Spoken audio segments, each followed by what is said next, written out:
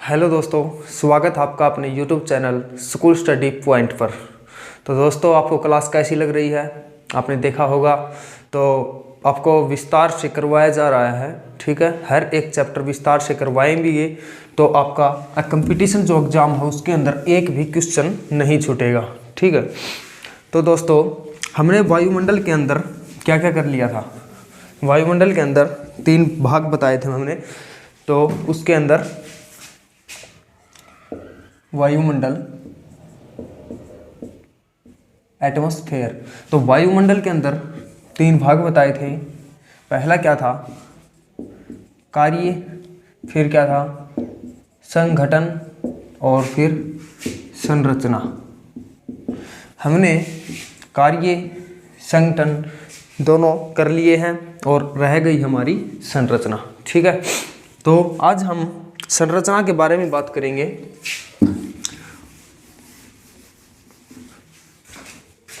संगठन में एक गैस मैंने आपको बताया था, अन्य गैसों में जलवाष्प के बारे में थोड़ा देख लेते हैं। जलवाष्प जो क्षोभ मंडल के अंदर जो क्रियाएं होती हैं, मौसमी घटनाएं जो होती हैं, वो इसी के कारण होती हैं। इसी के कारण मौसमी घटनाएं होती हैं। ठीक है, जलवाष्प की बात करूं, जैसे ये हमारी पृथ्वी है, ये पृथ्वी है और ये है भूमध्य रेखा 0 डिग्री अक्षांश रेखा। ठीक है, 0 डिग्री भूमध्य रेखा, और इसके ऊपर इतनी दूर में उत्तर में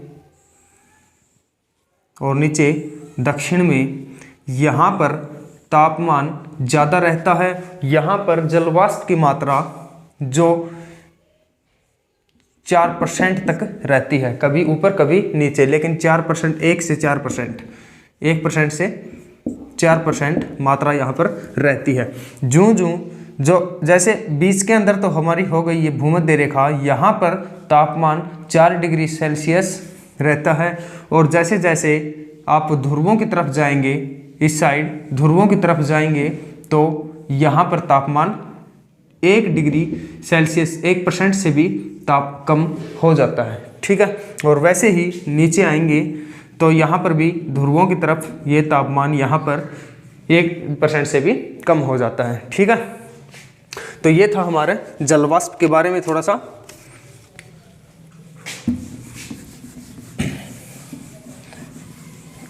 कई बार क्वेश्चन आ जाता है कि वायुमंडलीय दाब सबसे ज़्यादा कहाँ पर मिलता है। तो वायुमंडलीय दाब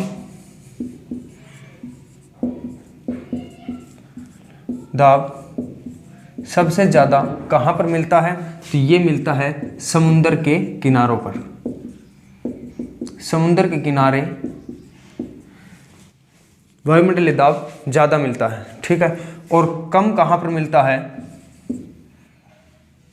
ये मिलता है ऊंचाइयों पर या ध्रुवों पर।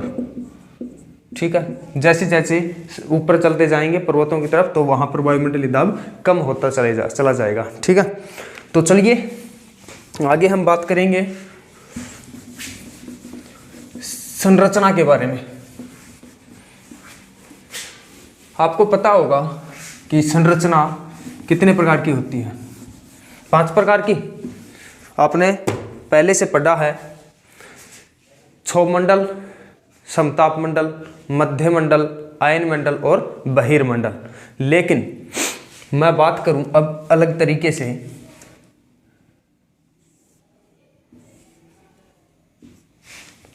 संरचना।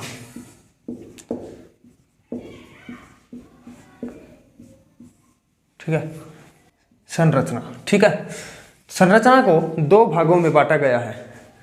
पहला भाग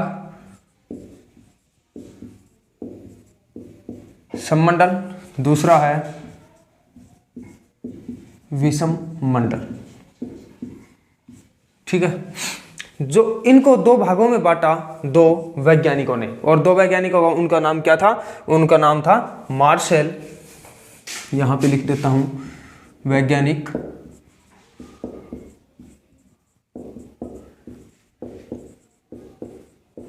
मार्शल और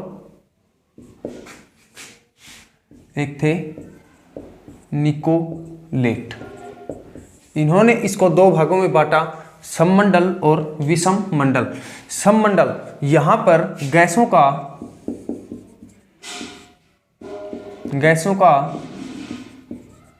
समान विसरण होता है और यहाँ पर गैसों का असमान विसरण होता है। ठीक है। और सममंडल के अंदर कौन कौन सी परतें आती हैं? वो हैं पहली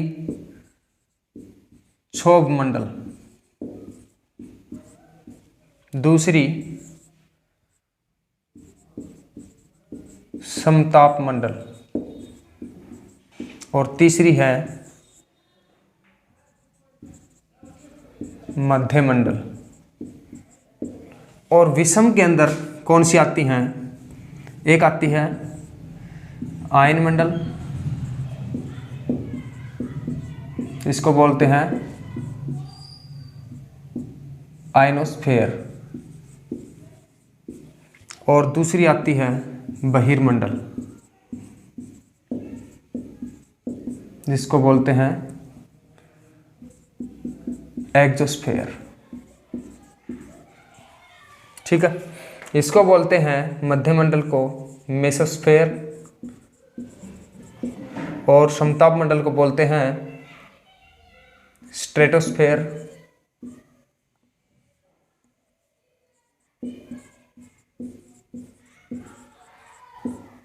और क्षोभ मंडल को क्या बोलते हैं? क्षोभ मंडल को बोलते हैं ट्रोपोस्फेयर।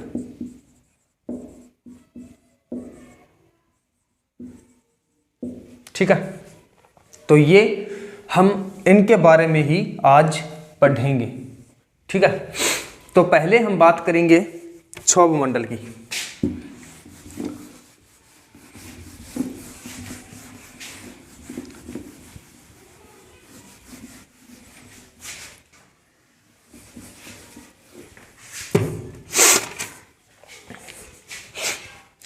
चलिए आपको पहले थोड़ा सा बता दूं, जैसे ये है यहाँ पर पृथ्वी। ठीक है। एक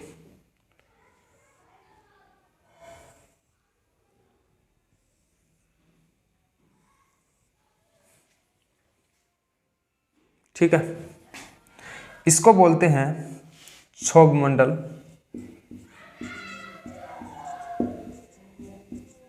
और इसको बोलते हैं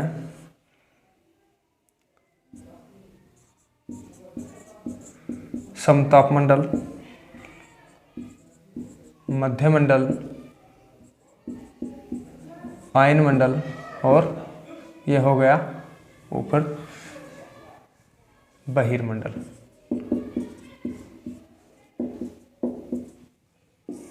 ठीक है। तो क्वेश्चन पूछा जाता है कि वायुमंडल जो भूमध्य रेखा है वहां से क्षोभ सीमा की जो ऊंचाई है, क्षोभ मंडल की ऊंचाई है, वो कितनी है?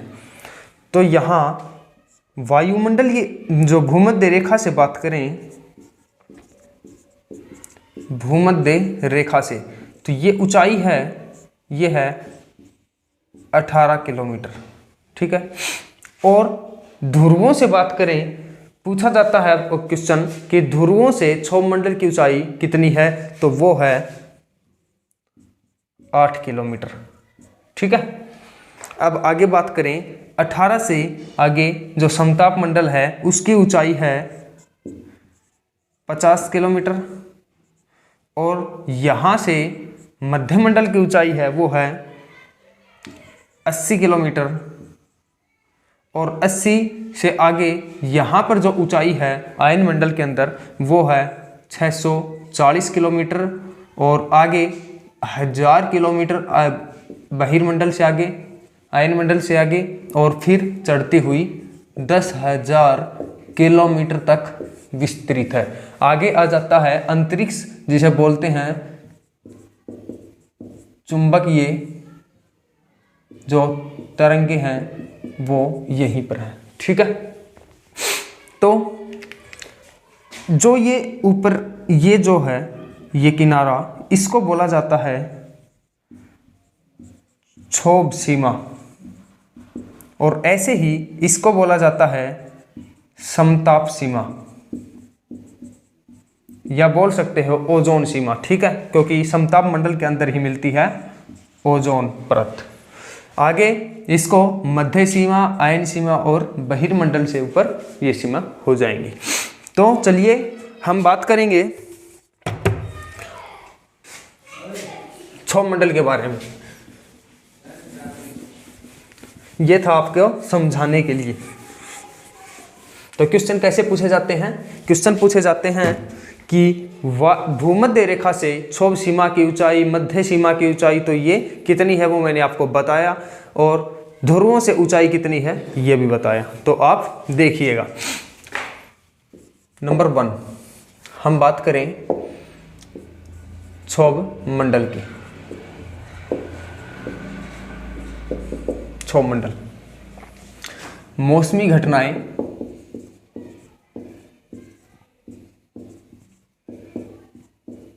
विद्यमान है। मौसमी घटनाएं विद्यमान होती हैं किसके अंदर? क्षोभ मंडल के अंदर। यहाँ पर हवाई जहाज, जेट वगैरह नहीं चल सकते, क्योंकि यहाँ पे समान वातावरण नहीं है। ठीक है, दूसरी बात करें, जैसे जैसे भूमध्य रेखा से ऊपर चलते जाएंगे तो तापमान कितना हो जाएगा? तापमान यहाँ पर -50 डिग्री सेल्सियस हो जाता है। ठीक है, -50 डिग्री सेल्सियस क्षोभ मंडल के अंदर तापमान हो जाता है। नेक्स्ट बात करें, जैसे जैसे हम ऊपर जाएंगे, यहां पर एक बात नोट करना, इसके अंदर 1000 मीटर की ऊंचाई पर जाने पर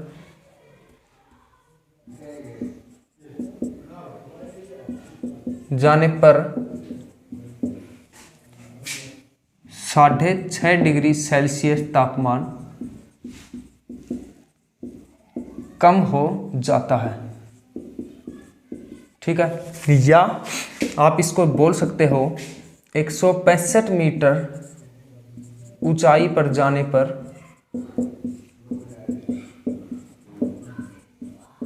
1 डिग्री सेल्सियस तापमान कम हो जाता है। ठीक है, तो इसको ऐसे भी बोल सकते हैं। नेक्स्ट बात करें 2 नंबर। 2 नंबर पे बात है समताप मंडल की। ठीक है, समताप मंडल।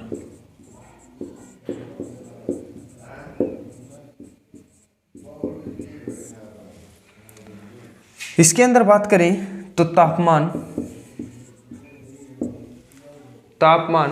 यहां पर -50 डिग्री सेल्सियस कम हो रहा है, और यहाँ पर तापमान बढ़ जाएगा और तापमान 0 डिग्री सेल्सियस तक पहुँच जाता है।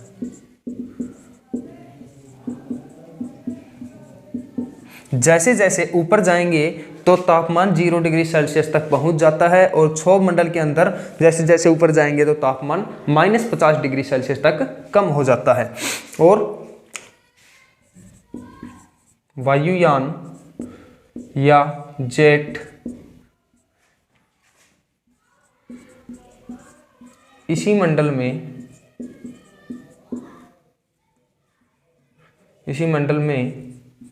उड़ते हैं। ठीक है, इसी मंडल में उड़ते हैं। ऊपर लिख दूं,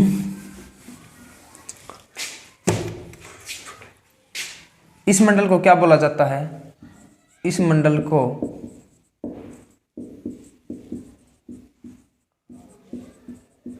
रसायन मंडल भी कहा जाता है।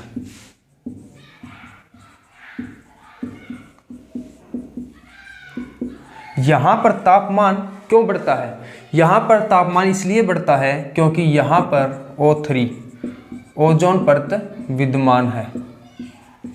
ओजोन परत के कारण तापमान बढ़ जाता है। ठीक है, ओजोन परत हमारी रक्षा करती है पराबैंगनी विकिरणों से, हमें स्वस्थ रखती है उनसे। अगर पराबैंगनी किरणें सीधे पृथ्वी पर आने लगे तो बहुत ज़्यादा नुकसान हो सकता है पृथ्वी पर।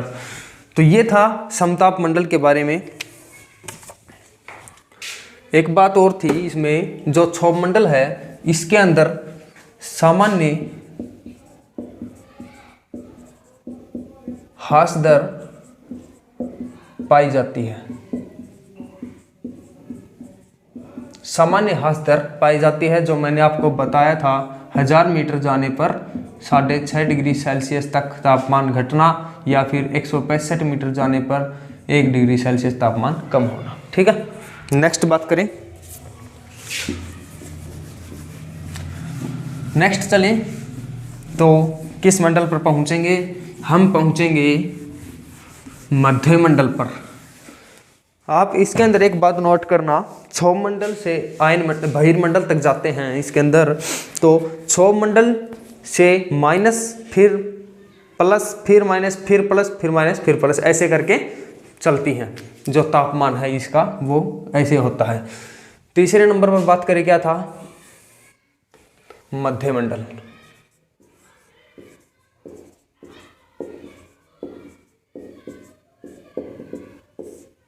मध्य मंडल जैसे जैसे ऊपर जाएंगे तो इसके अंदर तापमान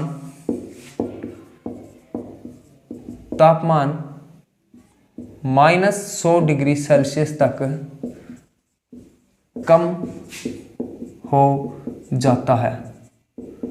-100 डिग्री सेल्सियस तक तापमान मध्य मंडल के अंदर कम हो जाता है, इसलिए इसको बोला जाता है ठंडी परत। पूछ लिया जाए क्वेश्चन में कि वायुमंडल की सबसे ठंडी परत कौन सी है, तो वो है मध्य मंडल। ठीक है, मध्य मंडल इसकी ठंडी परत है। अब इसके अंदर बात करें, मध्य मंडल के अंदर, मध्य मंडल में जो उल्का पिंड होते हैं, जैसे ऊपर से अंतरिक्ष से जो उल्का पिंड आते हैं, वो मध्य मंडल तक पहुंचते पहुंचते उनका गुरुत्वाकर्षण के कारण, वायुमंडल में जो गुरुत्वाकर्षण है उसके कारण वो बिल्कुल घिस जाता है, उसके अंदर घर्षण आ जाता है और वहीं पर जल के नष्ट हो जाता है। ठीक है, तो मध्य मंडल के अंदर उल्का पिंड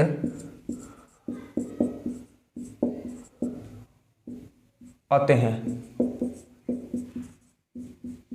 उल्का पिंड की जो घटना होती है वो इसी कारण होती है। ठीक है, उल्का पिंड क्यों? उल्का पिंड बहुत बड़े बड़े पत्थर होते हैं, जो पहाड़ों जितने बड़े बड़े पत्थर होते हैं, पर्वतों जितने, तो वो सीधे पृथ्वी पर अगर आएंगे तो बहुत ज़्यादा नुकसान करेंगे।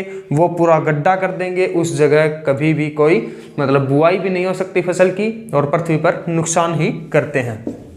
नेक्स्ट की बात करें, आगे आती है 4 नंबर पर हमारी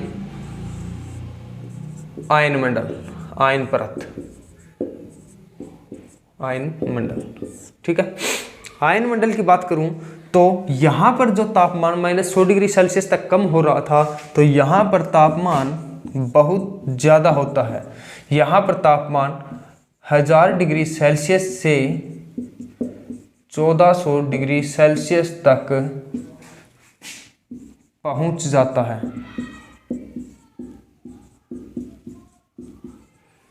इसलिए इसको, इस मंडल को तापीय परत भी कहा जाता है,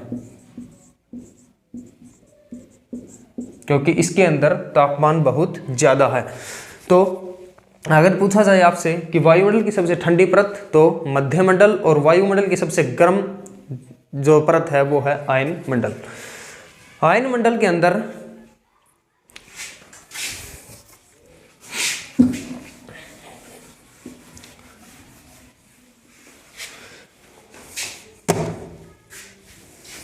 आयन मंडल के अंदर एक घटना होती है, वो है अरोरा की घटना।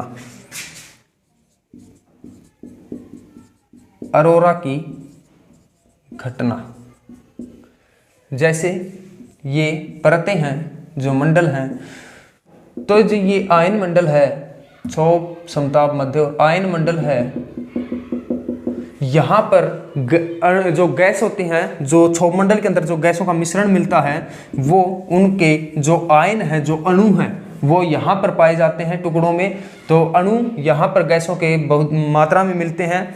यहाँ मैं लिख देता हूँ, गैसों के आयन मिलते हैं। यहाँ पर गैसों के आयन मिलते हैं। जैसे ये सूर्य है, तो ये सूर्य, इसकी जो किरणें आएंगी, विकिरण होकर जैसे यहाँ पर आएंगी, तो यहाँ पर एक आयन जो है, उनके ऊपर जो किरणें पड़ती हैं, उसके कारण ये चमकने लगता है और इसी को बोला जाता है अरोरा की घटना। अरोरा की घटना इसी को कहते हैं। ये आयन है, ये अणु है, ये चमकने लगते हैं। ठीक है, नेक्स्ट बात करें, इसके अंदर आयन मंडल के अंदर परतें होती हैं। पहली परत हो गई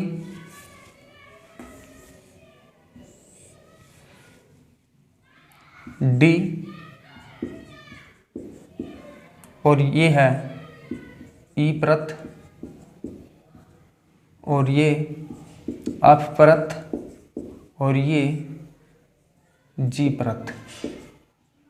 ठीक है, तो ये परतें हैं। ये तो है 80 से 99 किलोमीटर तक, और 99 से 150 और 150 से 380 किलोमीटर जो अपरत है, और जी परत, अपरत से आगे जो परत है जी, वहाँ तक है इसकी 380 से 640 किलोमीटर तक। ठीक है, यहाँ पर जो घटना होती है वो होती है लघु तरंगे। यहाँ पर लघु तरंगे होती हैं, यहाँ पर लिख दूँ लघु तरंगे,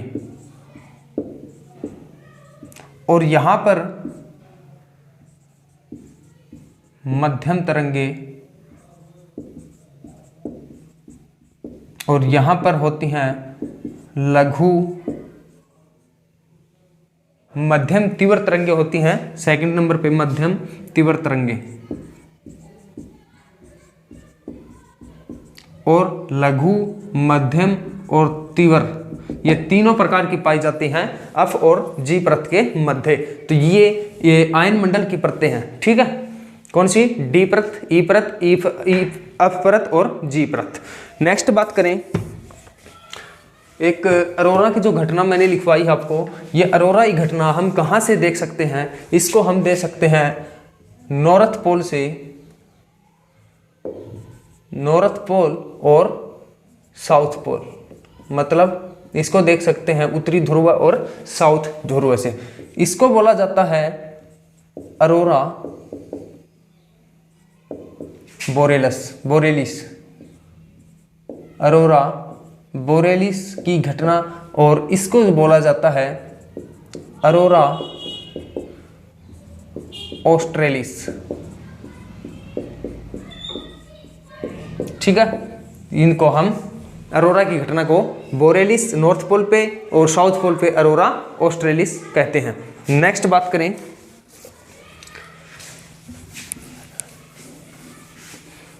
कौन सा रह गया? जो बहिर्मंडल है उसको पूरा करते हैं। बहिर्मंडल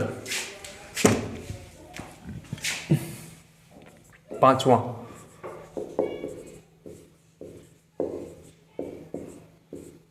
बहिर्मंडल जो कृत्रिम उपग्रह होते हैं, जो हम यहाँ से सैटेलाइट छोड़ते हैं, वो सैटेलाइट उनको बोलते हैं कृत्रिम उपग्रह। कृत्रिम उपग्रह स्थित होते हैं। कृत्रिम उपग्रह यहीं पर, या लिख सकते हो परिक्रमण करते हैं। और ये मंडल किसके लिए, जो रेडियो तरंगे होती हैं, सॉरी आयन मंडल में रेडियो तरंगे विद्यमान होती हैं। एक बात और नोट करना, आयन मंडल के अंदर रेडियो तरंगे होती हैं, ठीक है। नेक्स्ट बात करें तो अंतरिक्ष क्षेत्र को यहां पर चुंबकीय क्षेत्र कहा जाता है। अंतरिक्ष क्षेत्र, या लिख सकते हो अंतरिक्ष क्षेत्र विद्यमान होता है। यहां पर अंतरिक्ष क्षेत्र विद्यमान होता है और कृत्रिम उपग्रह यहीं पर क्या होते हैं, परिक्रमण करते रहते हैं। इसको अंतरिक्ष क्षेत्र विद्यमान होता है या ये अंतरिक्ष क्षेत्र से जुड़ा होता है। अंतरिक्ष क्षेत्र से ये मंडल है, यह अंतरिक्ष क्षेत्र से जुड़ा होता है।